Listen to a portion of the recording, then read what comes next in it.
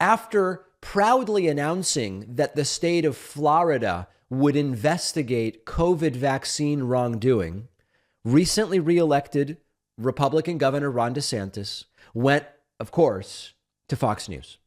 On Fox News, he was interviewed by Laura Ingraham, and he is now going full anti-vax. I believe this has to do with a potential Republican presidential primary run against Donald Trump.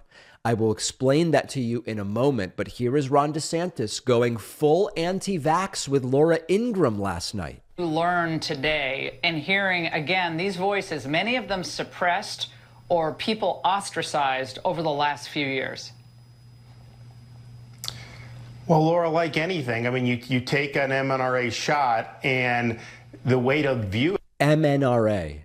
That doesn't sound quite right. it is, okay, what are the benefits and what are the drawbacks? Yes. And it seems like our medical establishment never wanted to be honest with people about the potential drawbacks. And so you showed a clip from Dr. Ladapo down here in Florida and the analysis that he's done with people, particularly young men who've taken the mRNA shots. We, of course, had... Remember that analysis was not on actual Florida Department of Health letterhead. It was completely unsigned. Ladapo published it. And it was based on cherry-picked, out-of-context, inaccurate information. I can't re-debunk that quote study. It's not even a study. It's a paper. I don't even know what to call it. That opinion piece.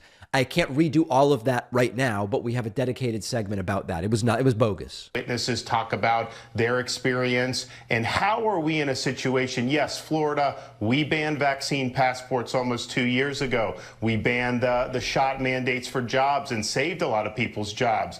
Nevertheless, throughout our country, you still have hundreds of universities in other states that are still mandating these boosters on these college kids. When any type of cost-benefit analysis would say the benefit for them taking the shot, as you alluded to, it doesn't prevent them from getting infected or spreading it anyways. The benefit is minuscule, but as Joe Ladapo and other studies have shown, there is a risk for doing it. So why can't our medical establishment acknowledge that? Why the deception? Why have they continued to do this for 2 years? I have to tell you, I don't know what he's talking about in the sense that it seems widely known.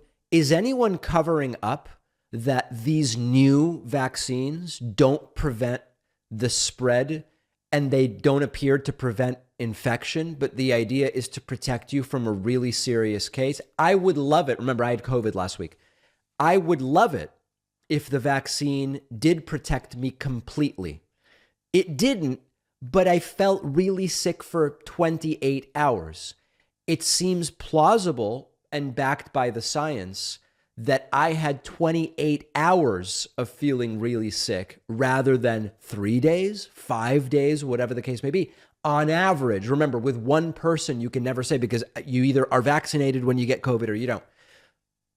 That it was shortened dramatically. And it did not get more serious because of the vaccine. I mean, it seems to me everybody's been upfront about that since the vaccines with the new variants stopped preventing infection.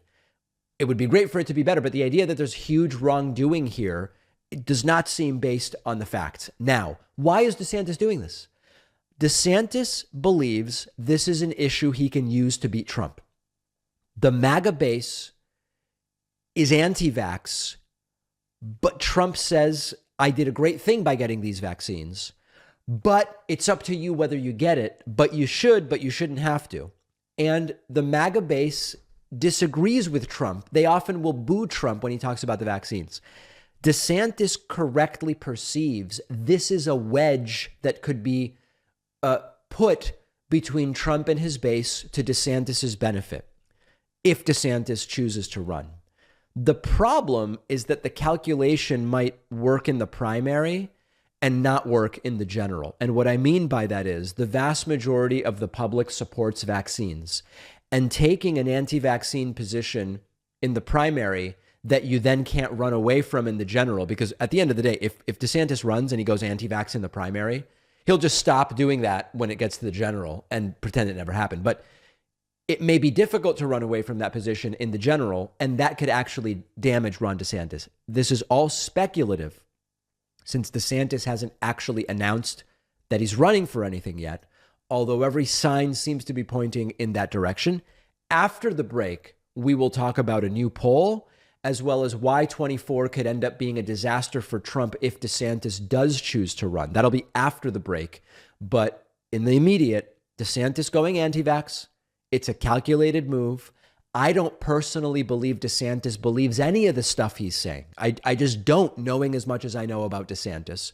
But he's trying to use it to set up this wedge to try to drive MAGA voters away from Trump and potentially towards him if he decides to run for president. One of our sponsors is Allform, the easiest way to design your own custom sofa. I have one from Allform. Unlike other companies, Allform lets you choose the fabric, the size, the shape, color, even the color of the legs. I have not one, but two Allform sofas. I've had them for years. They look good as new. Definitely the most comfortable furniture I own. And it gets even cooler because Allform sofas are completely modular. You can buy a sofa, and if you move, you can adapt it to the new space by adding onto it or rearranging its elements. That is definitely not something you get from your typical sofa company. Allform has everything from 8-piece sectionals to love seats and armchairs. Everything is made in the USA using premium materials.